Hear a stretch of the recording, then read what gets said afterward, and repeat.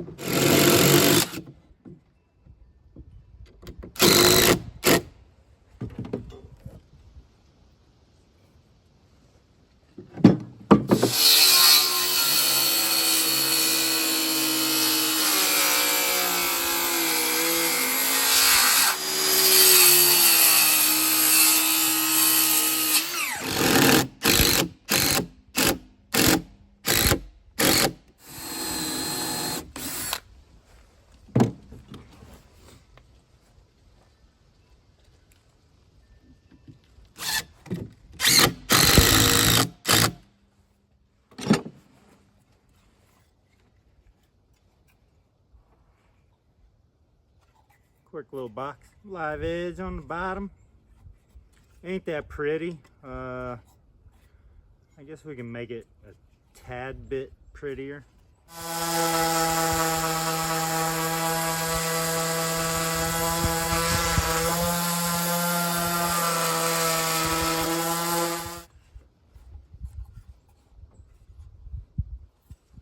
It's good enough. Another day of rain.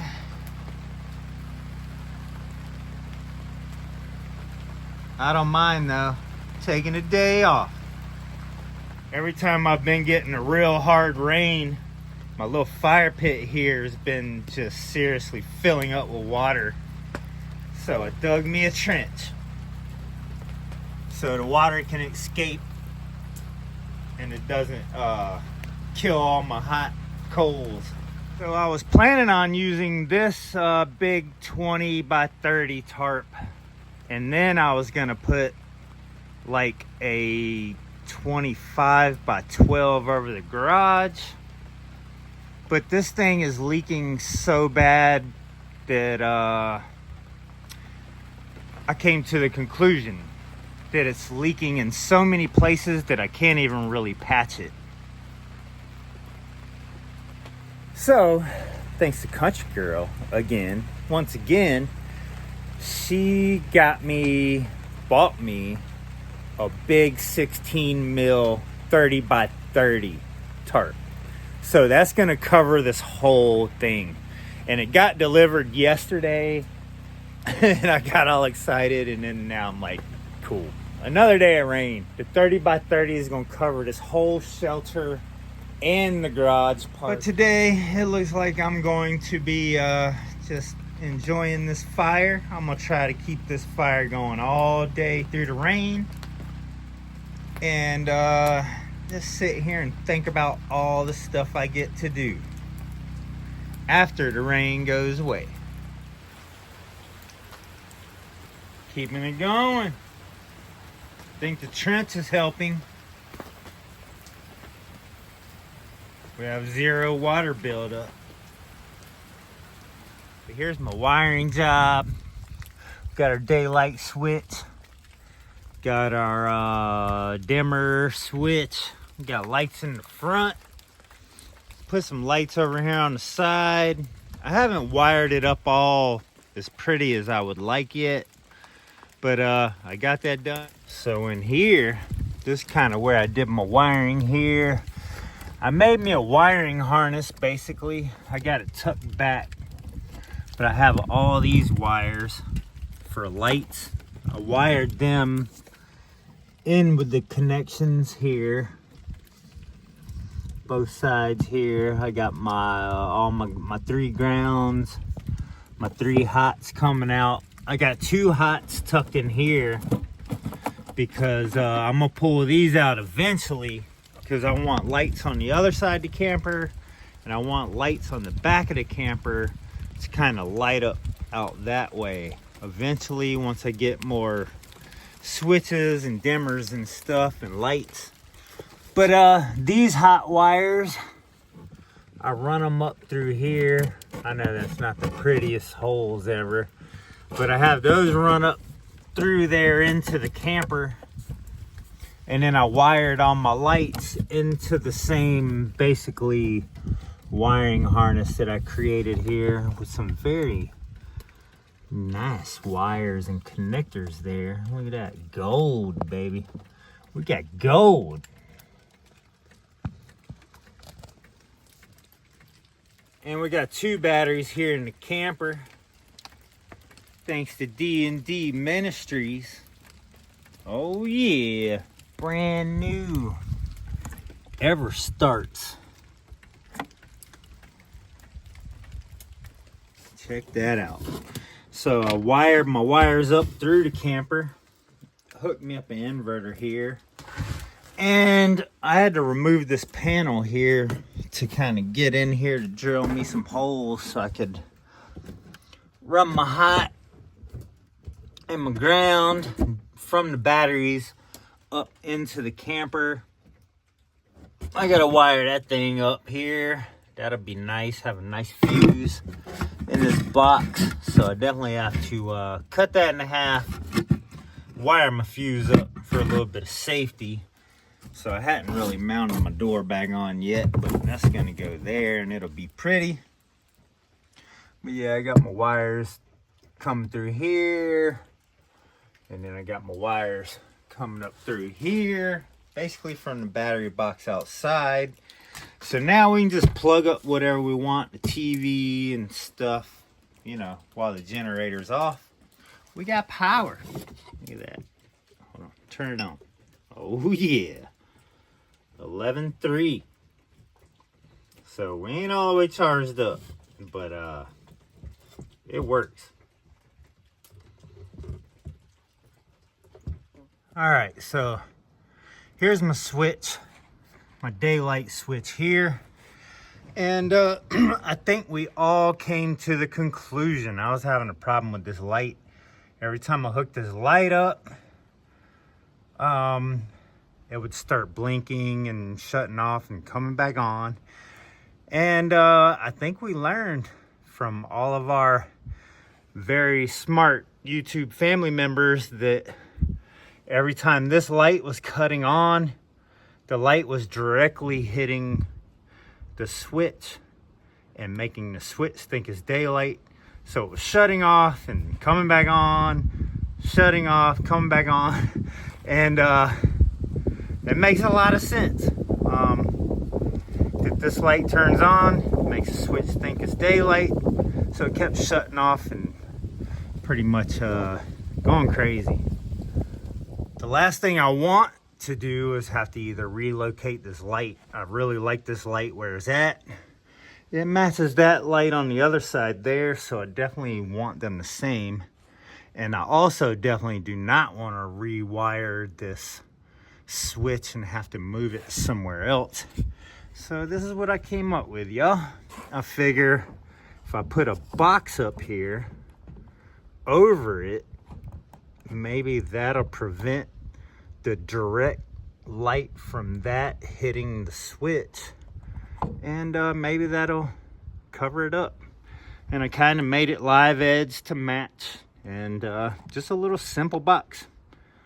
So I'm gonna screw this up here, and later on tonight we're gonna find out if that helps stop this light from just directly going down hitting the switch. Maybe this would just cover it up some. It can still see night and daylight from the bottom, and hopefully these lights won't just, you know, directly be hitting it and malfunctioning. So that's what I come up with. We're gonna find out later. But as long as it's blocking, I think, the light from coming straight down on it, I think that should work just fine. They're pretty much directly above the sensor, and these are not affecting it. I think because they are not turned down, actually shining straight towards the sensor, that it doesn't affect it. They're actually shining out. On the cabin ceiling, they're actually directly shining at it. So I think that box should fix that with no problem.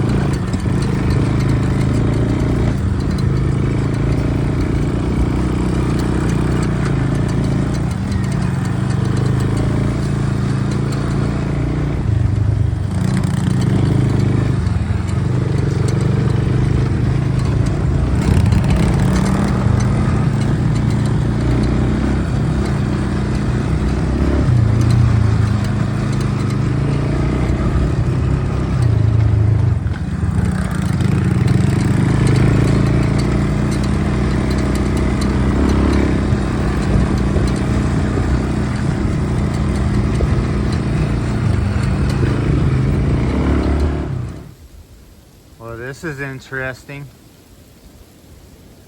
This was unexpected and just came out of nowhere. The wind picked up and it's, I guess you would call this sleeting.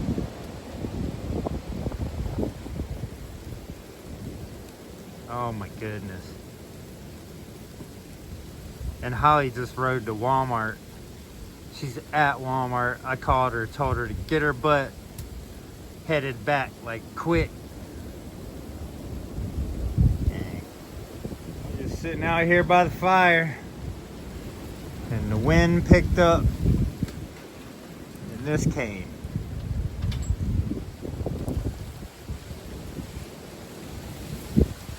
The lights are all on and they're not blinking. Look how lit up that thing is.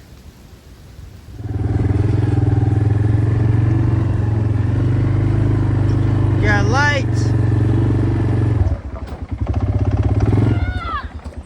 Y'all made it? Yeah, I thought it was about to dang snow his butt off. I'm glad that stopped. Where is it?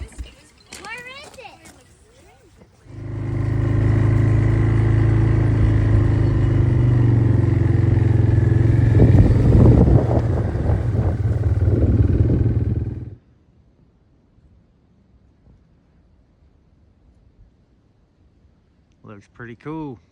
All lit up. And looks like my box is working. Dang right.